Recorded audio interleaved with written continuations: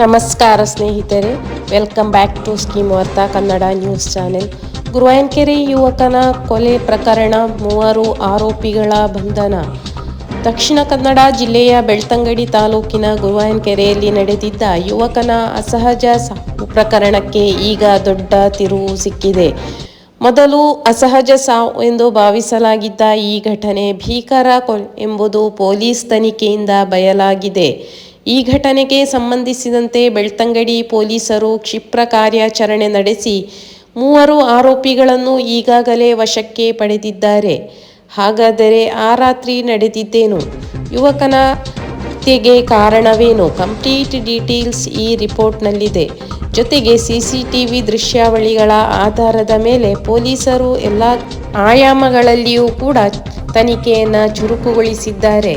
June 1ರಂದು ಬೆಳಿಗ್ಗೆ ಬೆಳ್ತಂಗಡಿ ತಾಲೂಕಿನ ಗುರುವಾಯನಕೆರೆಯ ಅಲಾಡಿ ಕೊಟ್ಟಿಗೆ ಬಳಿ ಇರುವ ಶ್ರೀದೇವಿ ಕಾಂಪ್ಲೆಕ್ಸ್ ಆವರಣದಲ್ಲಿ ಯುವಕನೊಬ್ಬನ ಮೃತದೇಹ ಪತ್ತೆಯಾಗಿತ್ತು. ಮೃತನನ್ನು ಬಂಟ್ವಾಳ ತಾಲೂಕಿನ ಪೆರ್ನ ನಿವಾಸಿ, ವೃತ್ತಿಯಲ್ಲಿ ವೆಲ್ಡಿಂಗ್ ಕೆಲಸ ಮಾಡುತ್ತಿದ್ದ ಯತೀಶ್ ಗೌಡ ಎಂದು ಗುರುತಿಸಲಾಗಿತ್ತು. ಆರಂಭದಲ್ಲಿ ಇದು ಸಾಮಾನ್ಯ ಸಾವು ಇರಬಹುದು ಎಂದು ಶಂಕಿಸಲಾಗಿದ್ರು. ಮೃತರ ಸಹೋದರ ನೀಡಿದ ದೂರಿನ ಮೇರೆಗೆ ಪೊಲೀಸರು ತನಿಖೆ ತೀವ್ರಗೊಳಿಸಿದ್ರು.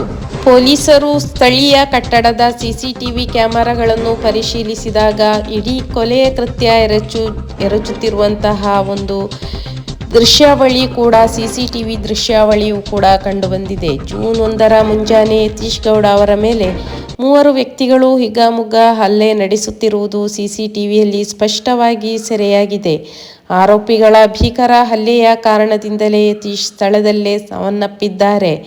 ಬಂಧಿತ ಆರೋಪಿಗಳು ಅಂದರೆ CCTV ಆಧಾರದ ಮೇಲೆ ಕಾರ್ಯಾಚರಣೆ ನಡೆಸಿದ ಬೆಳ್ತಂಗಡಿ ಪೊಲೀಸರು 3 ಆರೋಪಿಗಳನ್ನು ತಕ್ಷಣವೇ ಬಂಧಿಸಿದ್ದಾರೆ. ಬೆಳ್ತಂಗಡಿ ತಾಲೂಕಿನ ಮಿತ್ತಬಾಗಿಲು ನಿವಾಸಿ ಯಶೋಧರ, ಕಡಬ ನಿವಾಸಿ ಮೋಹನ್, ಬೆಳ್ತಂಗಡಿ ಪಡಂಗಡಿ ನಿವಾಸಿ ಇಬ್ರಾಹಿಂ ಎಂಬವರನ್ನು ವಶಕ್ಕೆ ಪಡೆದುಕೊಂಡಿದ್ದಾರೆ. ಮೃತನ ಸಹೋದರನ ಹೇಳಿಕೆ ಪ್ರಕಾರ ಪೊಲೀಸರು CCTV ದೃಶ್ಯವನ್ನ ಅವರಿಗೆ ತೋರಿಸಿದ್ದಾರೆ. ಅದರಲ್ಲಿ 3 ಜನ ಇವನಿಗೆ ತೀವ್ರವಾಗಿ ಹೊಡೆಯುತ್ತಿರುವುದು ಕೂಡ ಸ್ಪಷ್ಟವಾಗಿದೆ.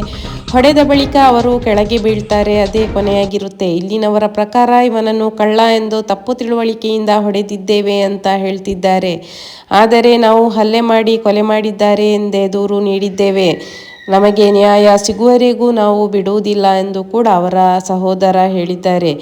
ಹಿರಿಯ ಅಧಿಕಾರಿಗಳು ಕೂಡ ಭೇಟಿ ನೀಡಿದ್ದಾರೆ. ಘಟನಾ ಸ್ಥಳಕ್ಕೆ ದಕ್ಷಿಣ ಕನ್ನಡ ಜಿಲ್ಲಾ ಪೊಲೀಸ್ ವರಿಷ್ಠಾಧಿಕಾರಿ ಡಾಕ್ಟರ್ ಅರುಣಕುಮಾರ್, ಹೆಚ್ಚುವರಿ SP Anil Kumar Bhoomareddy, DYSP Rohini CK ಹಾಗೂ ಸಬ್ ಇನ್ಸ್ಪೆಕ್ಟರ್ ಸಿಕಂದರ್ ಪಾಷಾ ಅವರ ತಂಡ ಭೇಟಿ ನೀಡಿ ಪರಿಶೀಲನೆ ನಡೆಸಿದ್ದಾರೆ.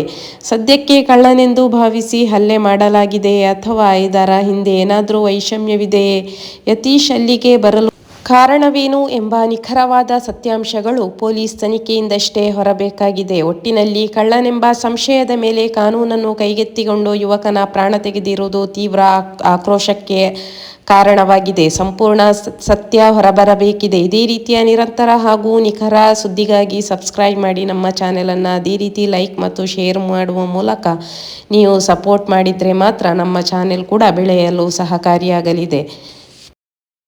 ಯತೀಶ್ ಅವರು ವೆಲ್ಡಿಂಗ್ ಕೆಲಸ ಮಾಡ್ತಾಯಿದ್ರು. ಅವ್ರು 3 ಜನ ಮಕ್ಕಳು, ಅಮ್ಮ ಇದ್ದಾರೆ, ಆಮೇಲೆ ಒಬ್ಬ ಅಣ್ಣ, ತಮ್ಮ ಇದ್ದಾರೆ. ತಮ್ಮ ಬೆಂಗಳೂರಿದ್ದಾರೆ, ಇವರು ಊರಲ್ಲಿ ಇರೋದು. ಅಣ್ಣ ನಿತಿನ್ ಅಂತ. ಮನೆ ಬಿಟ್ಟು ಒಂದು 2 ತಿಂಗಳು ಆಯಿತು. ಅವ್ರು ಯಾವತ್ತೂ ಹಂಗೆ ಹೋಗ್ತಾರೆ, ಒಂದು 3-4 ತಿಂಗಳು ವಾಪಸ್ ಬರ್ತಾರೆ, ಮತ್ತೆ ಹೋಗ್ತಾರೆ. ಸೊ ಆ ಥರ ನಾವು ಅದೇ ದೂರು ಕೊಟ್ಟು ಏನು ಕೊಟ್ಟಿದ್ದೀವಿ ಅಂದರೆ ಹಲ್ಲೆ ಮಾಡಿ ಇದು ಕೊಲೆ ಮಾಡಿದ್ದಾರೆ ಅಂತ ದೂರು ಕೊಟ್ಟಿದ್ದೀವಿ. ಮುಂದಿನ ತನಿಖೆಗೆ ನಾವು ಕಂಪ್ಲೇಂಟ್ ಎಲ್ಲ ಕೊಟ್ಟಿದ್ದೀವಿ. ತನಿಖೆ ಆಗಬೇಕು, ಯಾಕೆ ಏನಕ್ಕೋಸ್ಕರ ಅವನ್ನ ಕೊಲೆ ಮಾಡಿದ್ರು ಅಂತ ನಮಗೆ ತನಿಖೆ ಆಗಬೇಕು, ಕೂಡ ಸಿಗೋ ತನಕ ನಾವು ಬಿಡೋದಿಲ್ಲ. ನೋಡೋ ಇನ್ನು ಮುಂದೆ ಏನಾಗುತ್ತೆ ಅಂತ. ಇನ್ನು ಮಂಗಳೂರಿಗೆ ಇವಾಗ ಬಾಡಿನ ತಗೊಂಡು ಹೋಗ್ಬೇಕು.